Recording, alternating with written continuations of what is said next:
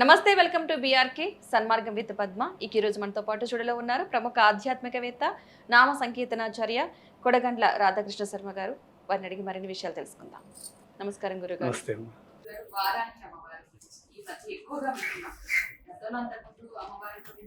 ప్రచారం లేకపోయినా ఇప్పుడు మాత్రం బాగా ఎక్కువగా ప్రచారం జరుగుతుంది. అసలు ఏంటి వారాహి అమ్మవారి ప్రత్యేకత ఏంటి? అమ్మవారు ఎక్కడ కొలువై ఉన్నారో అసలు కథ ఏంటి? అది నమో నమః. నమో దేవ్యై మహాదేవ్యై శివాయై సతతం నమః. నమః ప్రకృత్యై భద్రాయై నియతాః ప్రణతాస్మతాం. జగదంబ యొక్క అనేకమైనటువంటి రూపములు, అవతారములలో వారాహి అమ్మవారు ఒకరు. ఈ అమ్మవారిని ఆషాఢ మాసంలో కొలుస్తుంటారు. మనకు ఈ అమ్మవారి నవరాత్రులను గుప్త నవరాత్రులు అని ఒక పేరు. గుప్తం అంటే లోపలిగా చేసుకోవడం, జాగ్రత్తగా చేయడం. అంటే లోపల చేయడం అంటే ఎవరికి తెలియకుండా చేయొద్దని కాదు. అక్కడ దీనికి కొన్ని ఉపాసనలు ఉంటాయి, పూర్వం నుండి కూడా ఉన్నాయి. ప్రస్తుతము అనేక మాధ్యమముల ద్వారా ప్రచారమైంది. ఏదైనా కూడా ప్రచారంలో కొన్ని మంచి విషయాలు ఉంటాయి. ఇప్పుడు మన ద్వారా, మన బీఆర్కే ఛానల్ ద్వారా ప్రేక్షకులు విని ఇది ఒక మంచి విషయాన్ని మనం స్వీకరించడం ద్వారా వాళ్ళకు ఒక గొప్ప విషయం తెలుస్తుంది. అయితే దీన్ని ఎవరికి తెలిసింది తెలియక అనేక రకాలుగా చెప్పడం, భయపెట్టడం అనేవి కూడా జరుగుతుంటాయి. ఏదైనా విషయం తెలిసినంత వరకు చెప్పడం మంచిది. తెలియని విషయాలు ఏదో కొత్తగా చెప్తే బాగుంటుందేమో, 10 మంది చూస్తారు, నాకు పేరు వస్తుందని చెబితే తెలియకుండా దుర్మార్గం చేసినట్టు. ఏదైనా చేస్తే మంచి పని చేయాలి. మంచి పని మనకు వీలు కాకపోతే హాయిగా కూర్చోవాలి. ప్రస్తుత కాలంలో ఇది ప్రచారము ద్వారా అందరము ఆచరిస్తున్నాము. ఈ వారాహి నవరాత్రులు ముఖ్యంగా ఆషాఢ మాసంలో ఆషాఢ శుద్ధ పాడ్యమి అంటే మొదటి రోజు నుండి 9 రోజులు చేయడం ఇది నవరాత్రులుగా. మనకు దేవీ నవరాత్రులు, శరన్నవరాత్రులని ఆశ్వీజ మాసంలో అవుతాయి, అది అందరికీ తెలుసు. తర్వాత మాఘమాసంలో ఉండే ఒక నవరాత్రులు, అక్కడ రాజరాజేశ్వరి, రాజశ్యామలగా అమ్మవారిని భువనేశ్వరిగా కొలుస్తుంటాము. తర్వాత వసంత నవరాత్రులు, శ్రీరామ నవరాత్రులు ఉగాది నుండి ఆరంభమవుతాయి. ఇది ఆషాఢ నవరాత్రులు. తర్వాత ఆశ్వీజ, శరన్నవరాత్రులు. 4 రకాల నవరాత్రులు మనకు మొత్తం సంవత్సర కాలంలో ఈ 4 నవరాత్రులు ఉంటాయి. ఈ 4 నవరాత్రులలో కొంచెం మనకు తెలియకుండా ఉంది ఇదొకటే. దీని ఎందుకంటే పెద్దవాళ్ళు ఏం చేశారంటే ఇది గుప్తంగా ఉండాలి, చాలా జాగ్రత్తగా చేయాలనే ఉద్దేశం చేత. మిగతావి జాగ్రత్తగా చేయొద్దని కాదు, అవి జాగ్రత్తగా చేయాలి. కానీ కొన్నిటిని ఉపాసన ద్వారా, మన పెద్దవాళ్ళ ద్వారా తెలుసుకొని చేస్తే మంచిది. ఏది పడితే అది నా ఇష్టం వచ్చినట్టుగా చేస్తా అంటే కుదరదు. ఏ పని చేసినా కూడా అంతే. ఈ మైపు జాగ్రత్తగా ఉండాలంటే మనకు దాని మీద పరిజ్ఞానం ఉండాలి, లేకపోతే తెలుసుకోవాలి. కెమెరా పని చేయాలని కూడా తెలుసుకోవాలి. అందుగురించే పెద్దవాళ్ళందరూ కూడా జ్ఞాత్వా ప్రారభ్య కుర్వీత, ఏదైనా విషయం గురించి ముందు తెలుసుకోండి అని చెప్పారు. అందుగురించి ఇప్పుడు పూర్వం నుండి కూడా ఉన్నవే, కొత్తగా వచ్చింది ఏం కాదు. ఎందుకంటే వారాహి అమ్మవారు ఏదో కలియుగంలో వచ్చిన అమ్మవారా, అంతకుముందు త్రేతాయుగంలో లేకుంటే మనకు ద్వాపరయుగంలో వచ్చిన అమ్మవారు కాదు. ఇది పూర్వం నుండి దేవతలందరిని ఎప్పుడైతే మనం చేస్తున్నామో, పూజిస్తున్నామో అప్పటి నుండి ఉందే. కానీ ప్రచారము లేక ఇది కొంచెం రహస్యంగా గుప్తంగా చేయాల్సినటువంటిదిగా ఉంటుందని చెబుతూ మన పెద్దవాళ్ళు దీన్ని మనకు ఎక్కువగా చెప్పకపోయేసరికి మనకు తెలియదు. కానీ ఇప్పుడు ప్రస్తుతం పూర్వ మాధ్యమం లేదు, ఇంత గొప్పగా లేదు. ఎందుకంటే ప్రింట్ మీడియా ఉన్నవారు కొంతవరకు, ఎప్పుడైతే మనకు ఎలక్ట్రానిక్ మీడియా వచ్చిందో అందరికీ అన్ని విషయాలు తెలుస్తున్నాయి. మంచి విషయం అది అందరికి తెలియడం. కానీ అది ఎంతవరకు వాళ్ళు చెప్పేది కూడా మనం వినాలి. ఏం చెబుతున్నారు, ఏం వాళ్ళు ప్రచారం చేస్తున్నారు, దాని ద్వారా వెళ్ళడం ద్వారా మనకు విశేషం. ఇదంతా కూడా అమ్మవారు ఒక రక్షణ, ఒక ధైర్యం ఇచ్చేటువంటి యొక్క అమ్మవారు వారాహి అమ్మవారు. కనుక ఈ వారాహి అమ్మవారిని ఉపాసన చేయడం ద్వారా, నవరాత్రులు చేయడం ద్వారా, లేదా ఎవరైనా నవరాత్రులు చేస్తే అక్కడికి మనం వెళ్ళి దర్శనం చేసుకోవడం ద్వారా అమ్మవారి యొక్క అనుగ్రహము మంచిగా చక్కగా కలుగుతుంది. ఆరోగ్యంగా ఉంటాము, మనము కోరినటువంటి ధర్మబద్ధమైన కోరికలు నెరవేరుతాయని ఇప్పుడు అమ్మవారిని చాలామంది కూడా ఉపాసన చేస్తున్నారు. ప్రత్యేకించి నవరాత్రులు చేస్తూ ఉంటారు కదా గురువు గారు. ఈ నవరాత్రుల్లో వారాహి అమ్మవారికి చేసే పూజలో ఎలాంటి నియమాలు పాటించాలి, ఎలా చేస్తే మంచిది? నవరాత్రులు అనగానే మనకు 9 రోజులుగా చెప్తాం. దీన్ని ఉపాసన ఎక్కువగా ఉన్నవాళ్ళు, అంటే షోడశి, పంచదశి అని అమ్మవారి యొక్క ఒక స్టెప్స్ ఉంటాయి వరుసగా, చిన్న నుండి పై వరకు. అలాంటి వాళ్ళు 15 రోజులు చేస్తారు. అంటే పౌర్ణమి వరకు దేవీ నవరాత్రులు కూడా 15 రోజులు చేసేవాడు. పాదుకాంత దీక్ష అంటారు, వాడు 15 రోజులు అమ్మవారిని చేస్తారు. మనకు నవరాత్రులు అంటే 9 రోజులు, 9 రాత్రులు గడవాలని మన భావనలో ఉంది కనుక ఈ అమ్మవారిని ఉదయాన్నే లేచి, ఉదయం లేవడం అంటే ఎప్పుడంటే ఉత్తమం తారకోపేతం, చుక్కలు వెళ్ళక ముందు లేవాలి, సూర్యుడు రాకముందు లేవాలి. దాన్ని ఉత్తమమైనటువంటి లేచినట్టుగా మన భావం. అలా లేచి స్నాన సంధ్యాదులు చేసుకొని మంచి వస్త్రాలు కట్టుకొని అమ్మవారి పటమును ఎదురుగా పెట్టుకొని, లేదా విగ్రహం కానీ, అది కూడా గురువు ద్వారా తెలుసుకొని, మన స్వతహాగా నేనేదో చేస్తా అంటే కష్టం కనుక దాని మంత్రములు ఉంటాయి, తంత్రములు ఉంటాయి, అనేక రకాలు ఉంటాయి. మనం చేయగలుగుతామా చేయలేమా ముందు తెలుసుకోవాలి.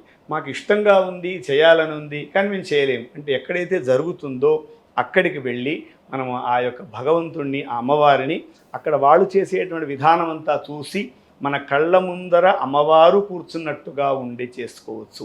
ఎందుకంటే వారాహి అమ్మవారు అంటేనే కొంచెం రూపం ఉగ్రంగా ఉంటుంది చూడ్డానికి. అంటే దాన్ని ఏమంటారంటే వారాహి అంటే మన తెలుగులో చెప్పాలంటే పంది, సూకరం అంటారు, అడవి పందిగా ఆ ముఖంతో అమ్మవారు ఉంటారు. చూడ్డానికి భయంగా ఉంటుంది. అలా ఎందుకు వచ్చింది అమ్మవారంటే రక్షణ చేయడం కోసమై, జగద్రక్షణ కోసమై, రాక్షస సంహారం కోసం అమ్మవారు వచ్చారు కనుక అమ్మవారు ఆ రూపంలో ఉంది. ఆ అమ్మవారే లలిత అమ్మవారి యొక్క సర్వ సైన్యాధ్యక్షురాలు. అమ్మవారు యుద్ధం చేస్తుంటే ఈమె మొత్తం కూడా అధ్యక్ష స్థానాన్ని వహించి ఉన్నారు. అంతేకాకుండా ఈ అమ్మవారే సప్తమాతృకలను ఉంటాయి. అమ్మవారి రూపంగా ఉండేటువంటి సప్తమాతృకలు బ్రాహ్మి, మాహేశ్వరి, చాముండి, వారాహి అని దాంట్లో 6వ మాతృక అమ్మవారు వారాహి అమ్మవారు. వీళ్ళందరూ కూడా అమ్మవారికి ముందరగా ఉండి అమ్మవారిని రక్షిస్తూ ఉంటారు, యుద్ధం చేస్తూ ఉంటారు, సర్వ సైన్యాధ్యక్షురాలుగా ఉంటారు కనుక అమ్మవారు చాలా బలము కలిగినటువంటి అమ్మవారు, విశేషమైనటువంటి బలం కలిగినటువంటి అమ్మవారు. ఉపాసన చేయాలంటే ఈ నియమాలన్నీ పాటిస్తూ మంచి వస్త్రాలు కట్టుకొని, ఏ రంగు వస్త్రం కట్టుకోవాలని ఒక సమస్య ఉంటుంది. ఏ రంగైనా సరే విశేషంగా తెలుపు కానీ ఎరుపు కానీ వస్త్రం కట్టుకొని అమ్మవారిని అర్చన చేయడం స్త్రీలు విశేషంగా చేయవచ్చు, పెద్దవాళ్ళు చేయొచ్చు, చిన్నవాళ్ళు చేయొచ్చు, అందరూ చేయొచ్చు. కానీ ఎవరు చేసినా కూడా గురు ఉపదేశము ద్వారా, గురువు ద్వారా చేయడం. అంటే గురువు లేరు, మాకు ఎవరు లేరంటే ఎక్కడ జరిగితే అక్కడ వెళ్ళండి.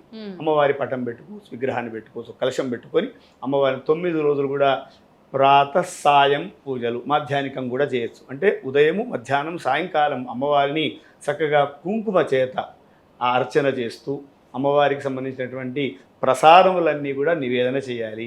ప్రసాదాలు ఏంటి అని వాళ్ళొక ప్రశ్న. అనేక రకములైనటువంటి శాకాహారమైనటువంటి ప్రసాదములు. అందులో ముఖ్యంగా అమ్మవారు వారాహి కనుక భూమిలో వచ్చేటువంటివి. ఎందుకంటే ఆ అమ్మవారు ఆ యొక్క ఏదైతే రూపం ఉందో భూమిలోంచి పెకిలించుకొని తింటుంది కనుక కంద అంటారు. దాన్ని తెలంగాణలో కంద, రత్నపురి గడ్డ అంటారు. కొంచెం ఆంధ్ర వైపు వెళితే చిలగడ దుంప అంటారు. గడ్డ ఉంటుంది, శివరాత్రి అప్పుడు తింటాం, ఎర్రగా ఉడికించుకొని తీయగా ఉంటుంది. ఇది ముఖ్యంగా అమ్మవారి నివేదన చేస్తారు. అంటే దుంపలకు సంబంధించిన భూమిలో వచ్చినటువంటి ద్రవ్యములు ఉడికించి కానీ అమ్మవారికి శుభ్రంగా చేసి నివేదన చేసి ఆ 9 రోజులు కలశం పెట్టుకొని ఆ 9 రోజుల తర్వాత కలశోద్వాసన చేసి ఆ యొక్క నీళ్ళని చల్లుకొని ఆ మిగతా ఏదైతే ద్రవ్యం ఉంటుందో రోజు పెట్టినటువంటి పత్రదళాలు, పుష్పాలు ఇవన్నీ కూడా నదిలో వేయడము, లేదంటే ఒక దగ్గర పెట్టి కాల్చడము శుభ్రంగా. ఎందుకంటే అది ఎక్కడ పడితే అక్కడ పడేయడానికి లేదు కనుక అలా చేసుకొని అమ్మవారి యొక్క అనుగ్రహాన్ని పరిపూర్ణంగా పొందడానికి అవకాశం. ఒక బ్రాహ్మణి పిలుచుకొని చేస్తే చాలా మంచిది. ఒక సమయంలో ఎవరు దొరకలేనప్పుడు ఇంకొక మార్గము. మాకు అసలు ఇది కొత్తగా పెట్టుకుంటున్నాము, ఇంట్లో ఇబ్బంది అవుతుందేమో, ఎలా అంటే ఎక్కడైనా గుళ్ళో కానీ ఎవరైనా గురువుగారు వాళ్ళ ఇంట్లో చేస్తుంటే అక్కడికి వెళ్ళి మనం చక్కగా చూసి సులభమైన పని అది. ఎందుకంటే అది చూడడం చాలా గొప్ప పని. చూడడం ఎంత గొప్ప పని అండి. ఎందుకంటే చేసడము అనేక రకాల కష్టాలున అన్నీ సిద్ధంగా ఉంటాయి. అక్కడ దర్శించడానికి అనేక మార్గాలు, ప్రశ్నించడానికి మార్గాలు, తెలుసుకోవడానికి మనకు అనేక మార్గాలు ఉంటాయి కనుక దర్శనం చాలా గొప్పది, వినడం చాలా గొప్పది, శ్రవణం కూడా, తర్వాత అనడం, కీర్తనం తర్వాత చేయాలి. ఇలా అమ్మవారిని 9 రోజులు లేదా 15 రోజులు ఉపాసన చేసి అమ్మవారి యొక్క శక్తిని మనలో సంపాదించుకోవడం ద్వారా అమ్మవారి అనుగ్రహం ఉంటుందని ఈ 9 రోజుల యొక్క వారాహి అమ్మవారి యొక్క అనుగ్రహం గురించి చెప్పాను. గురువుగారు ప్రత్యేకించి వారాహి అమ్మవారిని రాత్రిపూట పూజిస్తూ ఉంటారు. ఎక్కడైతే మనం ఉదయం పూజ చేస్తాము లేదా సాయంత్రం పూట పూజ చేస్తాం, కానీ రాత్రిపూట పూజ చేయడం అనేది కొంచెం విశేషంగా అనిపిస్తుంది, కొంచెం కొత్తగా కూడా అనిపిస్తుంది. ఎందుకని మామూలుగా రాత్రి అనేటువంటి కాలాన్ని ఎప్పుడు తీసుకోవాలి మనం ముందు ఆలోచించాలి. సూర్యాస్తమయము సాయంకాలం దాటిపోయిందంటే రాత్రి. ఈ రాత్రి అనేది కేవలం అర్ధరాత్రి చేయడం అనేం కాదు. అన్ని పూజలు చేసినట్టుగానే రాత్రి. కానీ విశేషంగా ఎందుకు చెప్పారు ఈ మాట అంటే అమ్మవారు ఉగ్రరూపంలో ఉంటారు. కానీ ఉగ్రరూపంలో ఉన్నా కూడా అమ్మవారు చాలా సౌమ్యమైనటువంటి గుణము కలిగిందే. ఎప్పుడు ఉగ్రరూపంలో ఉంటుందంటే దండించేప్పుడు మాత్రం ఉగ్రరూపం. ఒక తల్లి తన శిశువుని అమ్మాయి కానీ అబ్బాయిని కానీ తను తప్పు చేస్తే మెల్లిగా చెప్పదు, కోపంగా చెప్తుంది. అప్పుడు అమ్మ ఉగ్రరూపమే. కానీ అలా ఎప్పటికీ ఉండదు. అమ్మ కొంతకాలం ఉంటుంది, ఒక 10 నిమిషాలు, ఒక అర్ధ గంట, ఒక రోజు ఉంటుంది. తర్వాత సౌమ్యంగా వస్తుంది, అన్నం పెడుతుంది, అని చేస్తుంది. ఇట్లాగే అమ్మవారు కూడా రాక్షస సంహారం కోసమై ఉగ్రరూపాన్ని ధరించింది. ఎప్పుడైతే జగదంబ యుద్ధం చేస్తూ ఉంటుంది, దేవతలందరూ కూడా ఈ యొక్క రాక్షసులకు వరాలనిచ్చి ఉన్నారు. ఎందుకు ఇచ్చారు వరాలు రాక్షసుల కంటే? వాడు భగవంతుని ఉపాసన చేశారు. ఉపాసన చేస్తే వీడు మంచివాడా, వీడు చిన్నవాడా, తనను చూడాలా అని ఉండదు భగవంతుడికి. ఎప్పుడు కూడా నన్ను ఎవరైతే శరణు కోరుతారో వాళ్ళని రక్షిస్తాను అంటారు. కానీ ముందు భగవంతుడికి తెలియదానికి అది అన్నీ తెలుసు ఆయన. కానీ ఉపాసన చేసినప్పుడు వింటారు. ఎవరైనా అంతే. మన ఇంట్లో ఒక అమ్మకు 4 పిల్లలు ఉంటే అంతకుముందు వాడు దుర్మార్గం చేసినా అమ్మానగానే కరిగిపోతుంది. అట్లాగే భగవంతుడు కరిగిపోతాడు. కరిగిపోయి వరాలన్నీ ఇచ్చి ఉన్నారు. వరాలను ఇచ్చినప్పుడు వాడేం కోరుకున్నాడు? దుర్మార్గమైన వరాలు. నన్ను ఎవరు చంపకూడదు, నన్ను చంపడానికి ఎవరైనా వస్తే నా శరీరం నుంచి ఒక రక్త చుక్క కింద పడితే దాంట్లోంచి 1000 మంది పుట్టాలి. ఇలాంటి వరాలన్నీ పొంది ఉన్నారు. వరములు ఎందుకు ఇచ్చాడంటే వాడు ముందే అడిగాడు రాక్షసుడు. అయ్యా ఏం కావాలని అడిగాడు భగవంతుడు. నువ్వు ఓకే అంటేనే చెప్తా, నాకు అభయం ఇస్తాను అని. నువ్వు ముందు చెప్పడు. ఎందుకు చెప్పాడంటే మళ్ళీ ఆయన ఇస్తాడో లేదో అని. సరే అని ఓకే అన్న తర్వాత అప్పుడు ఒప్పుకున్న తర్వాత అడిగాడు, నాకు ఇది కావాలి, నాకు అది కావాలి, నన్ను ఎవరు చంపకూడదు అని. సరే అని చెప్పారు. కానీ తను అనుకుంది ఏంటంటే నువ్వు చంపొద్దు, వాళ్ళు చంపొద్దు, వీళ్ళు చంపొద్దు, ఎవరు చంపొద్దు అని అడగడతాను. ఆ రూపకంగా ఇలాంటి రూపాలన్నీ వస్తాయి. సాధారణంగా మనకు ప్రహ్లాదుడు కోరితే నారసింహస్వామి ఎలా వచ్చాడు? ఒక సింహరూపంలో వచ్చేసి ఒక కత్తి పట్టుకొని చంపలేదు, నఖముల ద్వారా సంహారం చేశాడు హిరణ్యకశపుడిని. అది వరాన్ని పొందాడు. ఇలా చంపుతాడని వాడికి తెలియదు రాక్షసుడు. ఈ విధంగా అమ్మవారు, వారాహి అమ్మవారు రాక్షస సంహారం కోసమై వచ్చి ఉగ్రరూపంలో ఉండి ఉన్నది తప్ప కేవలము రాత్రి అర్చన చేయాలని కాదు. ఉదయమంతా ఉంది, ఈ రాత్రిపూట అమ్మవారు తిరుగుతుందట రక్షించడం కోసమై, రక్షణ చేయడం కోసమై. దీన్నే వారణాసి క్షేత్రంలో, కాశీలో అమ్మవారికి ఆ యొక్క విశ్వనాథుడి యొక్క ఆలయానికి 4 ద్వారాలు ఉంటాయి. మొదటి ద్వారం గేట్ నంబర్ 1 అంటారు. అక్కడి నుంచి పక్కగా వెళితే ఈ వారాహి అమ్మవారు ఉంటారు. కేవలం 9 గంటలలోపు మాత్రమే దర్శనం ఉంటుంది. అది కూడా ప్రత్యక్షంగా చూడడానికి లేదు. పైన 2 రంధ్రాలు ఉంటాయి, ఆ రంధ్రాల ద్వారా మాత్రమే చూడాలి. ఒకసారి ఇలాగే ఎవరో ఏమవుతుందని చూస్తే వాళ్ళకి చాలా నష్టాలైనవి అని చెప్పారు అక్కడ ఉన్నటువంటి వాడు. కనుక ఈ అమ్మవారంతా కూడా ఆ రాత్రంతా కూడా కాశీపట్టణం అంతా కూడా తిరుగుతుంటుంది. ఎందుకంటే ఆమె సర్వసైన్యాధ్యక్షురాలు, మొత్తం కూడా రాత్రంతా తిరుగుతుంది. కనుక అమ్మవారిని రాత్రి ఉపాసన చేయాలని ఒక మాట చెప్పారు. కానీ రాత్రి అంటే అర్ధరాత్రి చేయాలని కాదు, చీకటి పడిన తర్వాత కూడా చేయాలి అని. ఉదయం చేస్తాం, మధ్యాహ్నం చేస్తాం, సాయంత్రం కూడా. కేవలం ఒకటే రాత్రి పూటని అర్ధరాత్రి 1 గంట కూర్చొని ఏదో భయంకరంగా చేయమని చెప్పలేదు.